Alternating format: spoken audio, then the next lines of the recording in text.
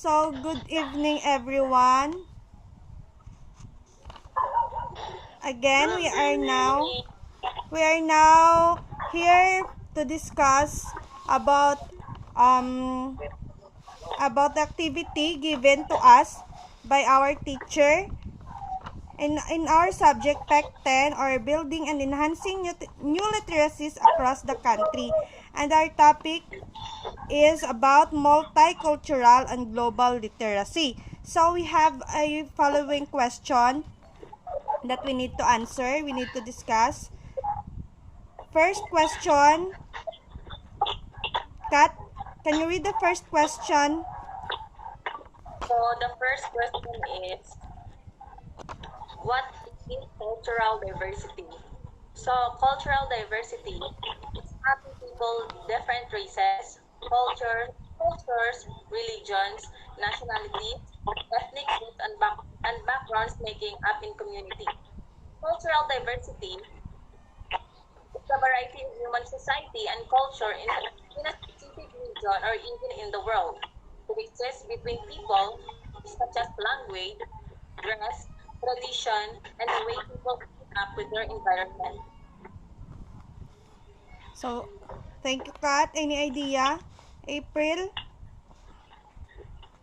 So for me, my understand in the cultural diversity, it is the existence of a variety of cultural groups with a society. It is the cultural that can share characteristics like the religion, ethnicity, language, gender identity, nationality, and other things that can describe the cultural.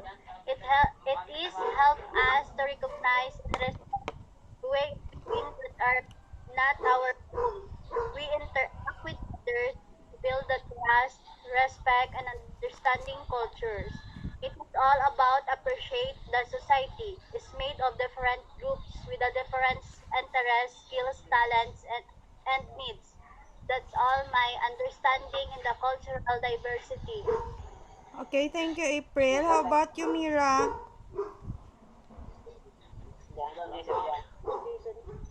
Cultural diversity, it helps us recognize and respect ways of being that are not necessarily our own, so that as we interact with others, we can build bridges to trust and respect and understanding across cultures.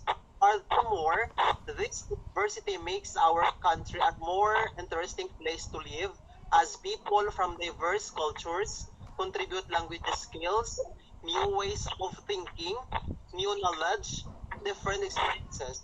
And also cultural diversity, it is important because our country workplaces and schools increasingly consist of various cultural, racial, and ethnic groups.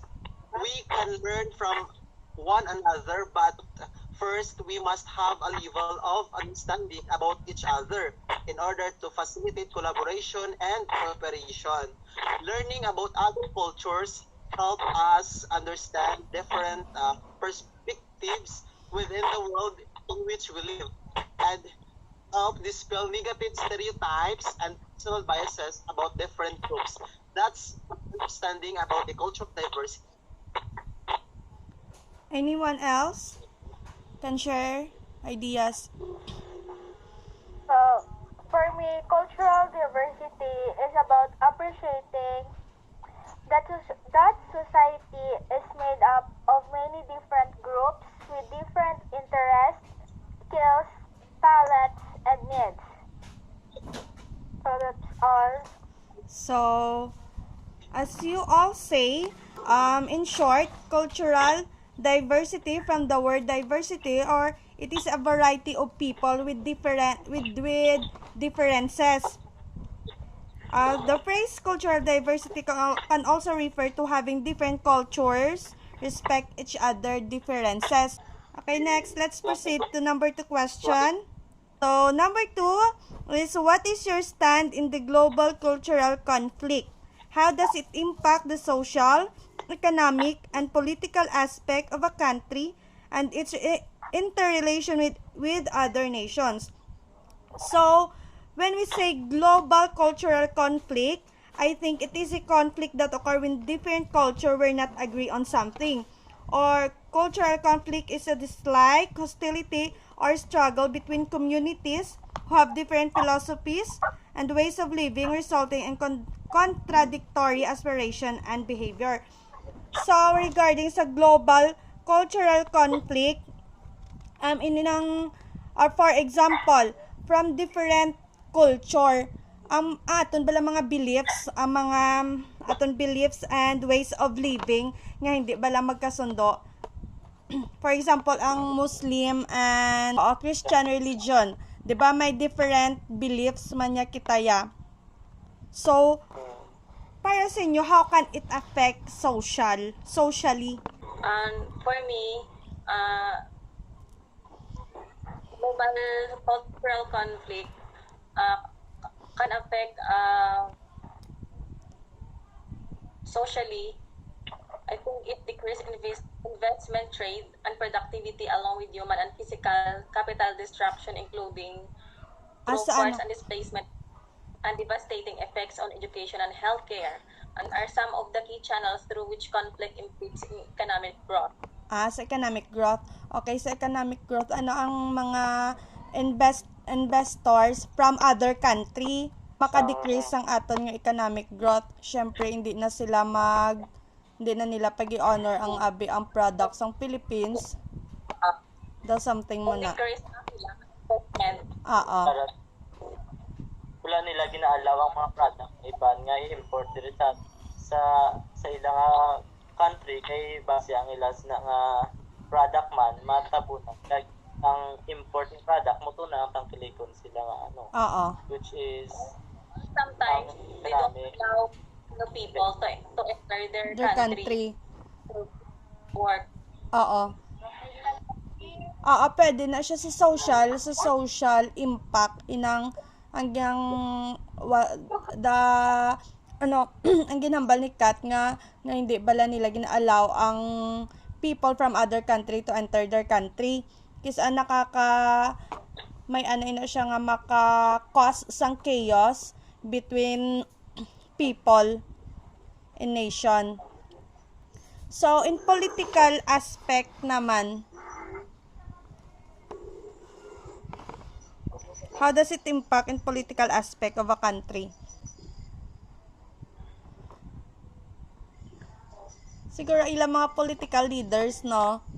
For example, sa economic nila, kung hindi pag-i-allow sa isa ka country ang product from the Philippine product nga hindi pag-i-allow dabi sang China, example lang China or US. So syempre ang political leaders naton, 'di ba, kumbaga maakig man sa ila.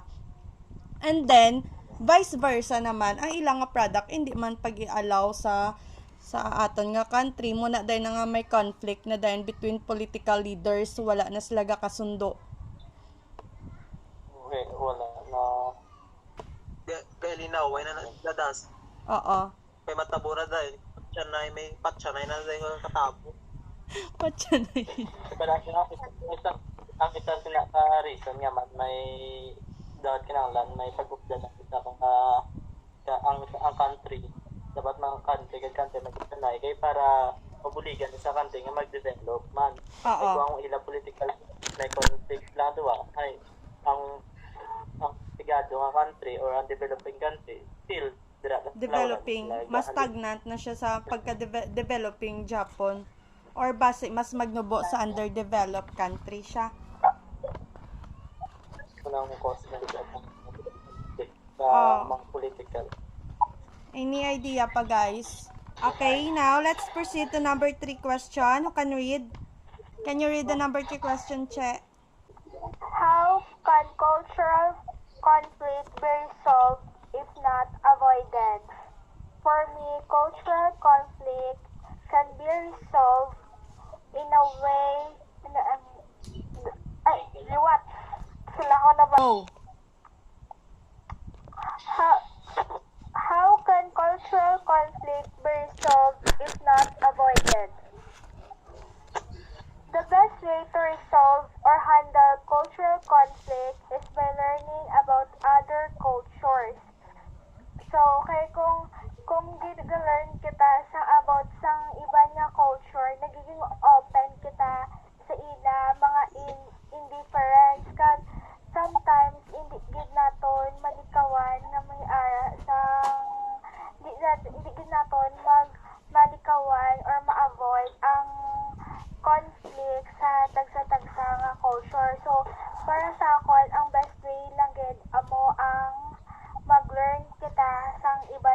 culture kung ibaluan kung ano ina sa maging open-minded kita sa ila.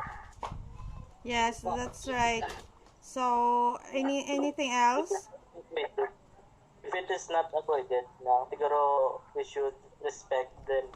Kung example sini mayara sa iban nga country nga ang abortion okay sila ya hay kita nga ang sa Philippines nga ang religion sa aton daw may daw dako gid ang yaron sa ron kabuhi muna sila lang mga katabo ang daw ginrespect na lang ginrespect man nila kita nga hindi sa aton hindi kita magbasa sa abortion. So wala na ba sila po ila na lang pagpati ang by that siguro respect para ma-resolve na lang ang Like also the issue of gender equality.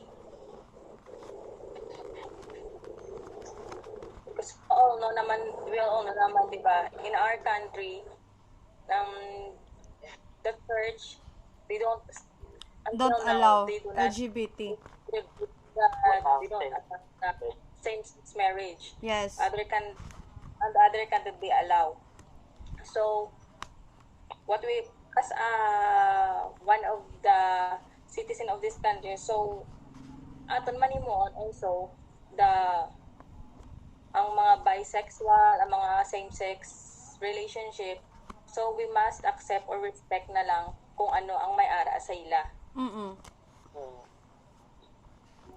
Syempre, hindi, not everybody is perfect. So, we need to respect each other differences. Kag, siguro, amo na, just like what Che said, that we should learn their culture para siguro mas ma-understand naton kung ano man yung ilang culture, yeah. So, amo ginagawang pinaka-the best nga, respect each other differences to avoid to resolve conflicts. Any addition, guys? Okay na, so let's proceed to number 4 question. Who can read? Kahat. Sige, ako na lang. So, question number 4. What can you say about the existing feud Philippines and China on the issue of territorial claims? So, this issue is until now is an unfinished problem between our nation and that China, because as we remember, this issue started when the China Navy blocked the Philippine Coast Guard way back 2014. So, dito nag-start ang chaos feud between the chaos or the feud sa Philippine and country. China. So, as Kat said, it is the unresolved issue between Philippines and the People's Republic of China. It was highlighted emerging trends and raised important issues pertaining to the security and stability of Southeast Asia. The disputes have not only had significant impact on the shape of Chino-Filipino relations, but also it underlined the important roles played by the Association of Southeast Asian Nations and the United States is maintaining regional stability. So hindi lang siya nagka-problema bala sa China people, as Chinese people and Filipino people ang relation bala sang between countries bala sa mga citizen of each countries. Naging problema man siya sa ASEAN and syempre sa ASEAN nga ang ila association kay syempre daw wala gid bala siguro may nagapaubos or wala gid may nagapasugot sang ilang mga kung ano man ang ilang rules nga sa ilang conflict sa ilang chaos. Any idea pa, guys? May muna reason sa the one of the reason naman may ka-conflict kakatabo ina kay daw based sa science may aral na sang island balang every day every night nang gahulag sila. So dati the island daw lapit na Lapit sa sa sa Philippines. Philippines. Tapos sa Philippines, tapos siyempre kay everyday gahulag na siya. Gamove. So dito nga tayo nagpalapit naman sa China. Muna naangko naman din sa China. Sa China. Na may territory. Alina, no? Oo. So, hindi taman gani mabalaan. Ang main reason, kung muna hasta yanda, siguro, hindi man sila Japan magkasundo sa territorial claims. Kasi mga next year, lapit naman sa top, no? Based lang sa science. Oo. So, we'll now proceed to last question. John Lee, can you read the last question? What best initiative should the Philippine government do to settle such dispute and arguments? We know that Philippines don't have such power to para bala makasabay sa ibang bansa. So ang akon first lang dalon sa diploma. Tapos hindi na magsiling nga ma-declare kita sang war mabato kay tungod wala gid kita sang ikasarang. Wala gid dya may kasarang. Tama. So ako nakit solution or para set things diplomacy. Yes. That's right, John Lee. So, the weakness of the Philippines armed forces provided the People's Republic of China with an opportunity extend muna sa armed forces, napaka-weak gid sa Philippines. So, hindi gid kabata ang Philippines sa China. So, the Philippines, according to my research, the Philippines has pursued diplomacy to resolve negotiations, to resolve the disputes, employing both bilateral and multilateral negotiations. So, when we say bilateral, it is a process of making offers and counter-offers by two parties. So, between parties, siguro nag-offer sila kung ano man yung ilang mga gin-offer bala with each other. For example, sinasang bilateral ng when President Duterte went to the meeting to President Xi Jinping, the President of China. Maybe siguro to talk about how to settle between the problem in South China Sea.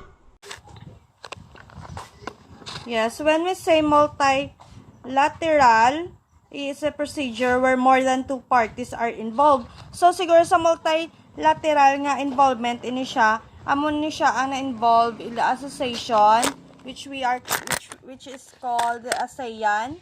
And so, that's all. Amo lang gid na akong idea. Anything else, guys? Okay, as of now, unresolved. As we all said, unresolved giniya Japan ang territorial claims between China and Philippines. That's all for tonight. Thank you guys for your cooperation. Yes. Thank you so much. Good night. Thank you. Bye. Bye-bye. Bye-bye.